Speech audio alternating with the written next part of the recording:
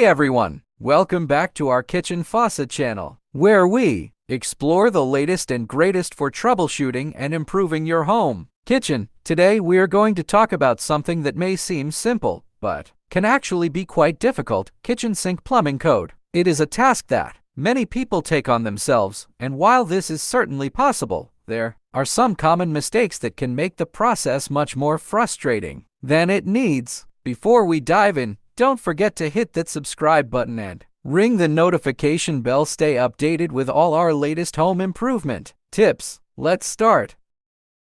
To ensure that your kitchen sink is installed correctly and functions properly, you need to follow the plumbing code. The plumbing code is a set of rules and regulations that govern the installation, maintenance, and repair of plumbing systems in your home.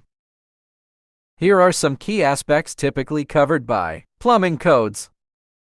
Trap and drain requirements. Most codes require the installation of a P-trap beneath the sink to prevent sewer gases from entering the home. The trap must be properly vented to ensure proper drainage and prevent airlock. Ventilation. Adequate ventilation is crucial for efficient drainage and to prevent unpleasant odors. Codes often specify the minimum size and location of vents, typically requiring them to extend through the roof. Pipe sizing. Plumbing codes dictate the minimum pipe sizes for various applications, including supply lines, drain pipes, and vents. Proper sizing ensures adequate water flow and prevents clogs. Backflow prevention. To prevent contaminated water from flowing back into the potable water supply, backflow prevention devices may be required, especially in commercial kitchens or areas with specific health regulations.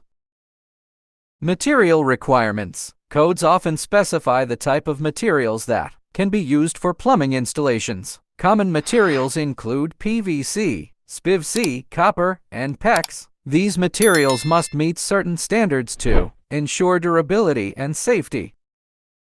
Installation clearances. Codes may specify minimum clearances required around plumbing fixtures to ensure accessibility for maintenance and repairs. Water efficiency. Some jurisdictions have regulations regarding water efficiency, requiring the installation of low-flow faucets and fixtures to conserve water.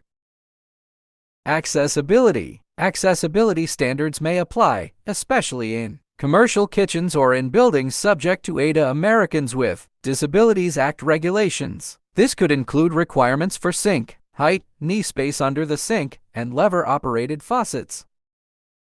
Permits and inspections. Before starting any plumbing work, you'll likely need to obtain permits from your local building department. Inspections may also be required at various stages of the installation process to ensure compliance with codes and regulations.